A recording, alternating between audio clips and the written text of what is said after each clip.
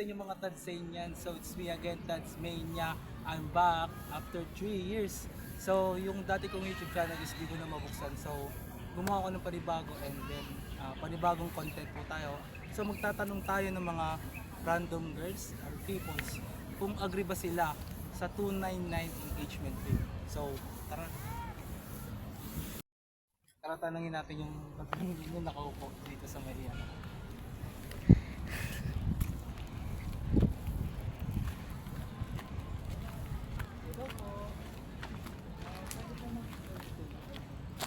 Isa lang po sa inyo for the content sa YouTube channel. About po sa, kung agree po kayo sa 299 engagement. Ayoko. Isa lang po sa inyo.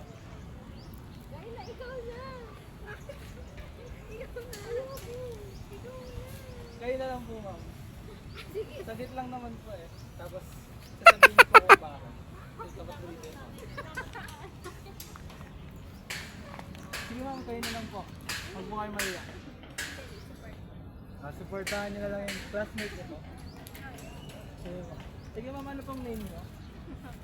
Hindi, kayo na lang. Lapit ka konti dito. Ano pong name niyo ma'am? Joanne from saan po kayo nakatira? Dito sa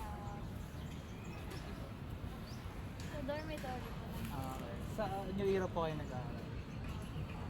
Ang tanong ko po sa inyo ma'am, papayag po ba kayo sa 299 engagement ring? Bakit po?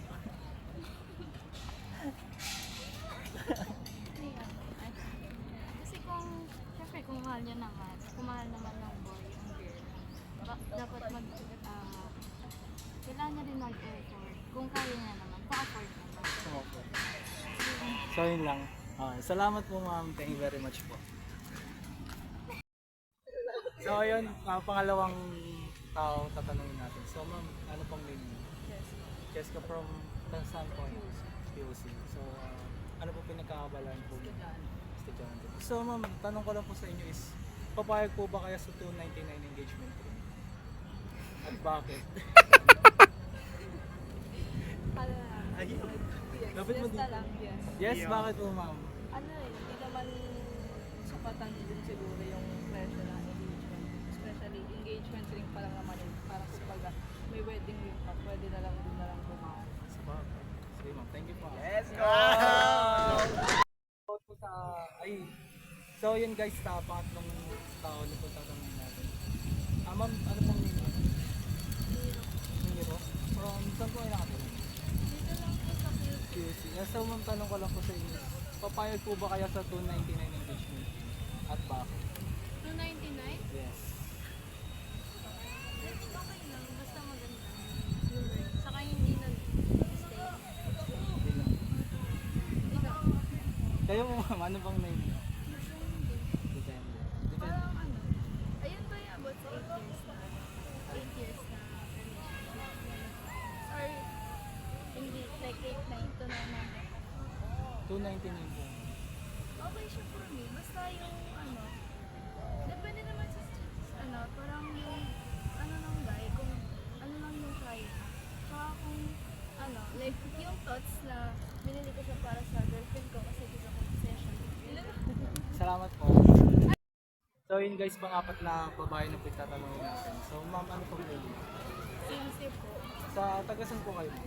B-text. So ma'am, tanong ko lang po sa inyo is, papayag po ba kaya sa 299 engagement ring? Yes. Bakit po? Ako nga, nakatanggap ng kasi po, hindi naman, for me, hindi naman siya, basihan kung magkano yung binibigay mo sa, mahal mo sa buhay. Yung parang kung anong material siya or what, basta galing sa puso mo na mahal mo siya, basta pagbigay mo sa siya. Salamat po sa Okay lang yun. So yun guys, magtatanong ulit tayo. Ano pong name niyo? Tagasan po?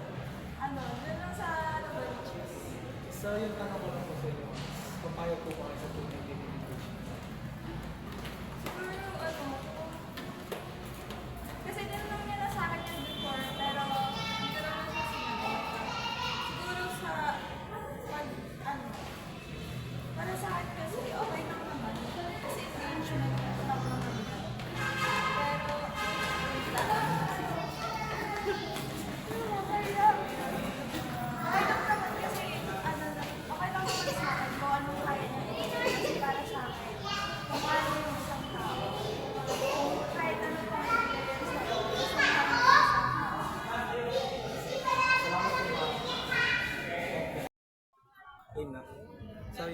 ang 5 tanong po natin. So last na rin po. Ano po nangyayari? Blood. Blood, tagasan po ka? Taga Bulacan. Bulacan pa po. Naku, layo. Bumisita po kayo dito sa Quezon City Circle. So, ilang taon na po kayo? 20. So, tanong ko lang po sa inyo is, papayag po ba kayo sa 299 engagement ring? At bakit? For me, yes. Kasi hindi naman masusukat yung material dun sa pagmamahalan nila. Kung sabihin man natin when it comes to financial naman, is hindi naman dun masusukat dun sa engagement ring kung ano yung financial ng isang tao. Malay natin sinusubok lang tayo dahil dun sa engagement ring. At saka kung tutuusin, ang engagement ring naman kasi is wala namang value yan. Hindi naman tinatanong kung magkano yan, kung ano yan. Kasi iisa lang naman ang sisil at iisa lang naman yung pangako nila sa isa't isa. Salamat po. Thank you.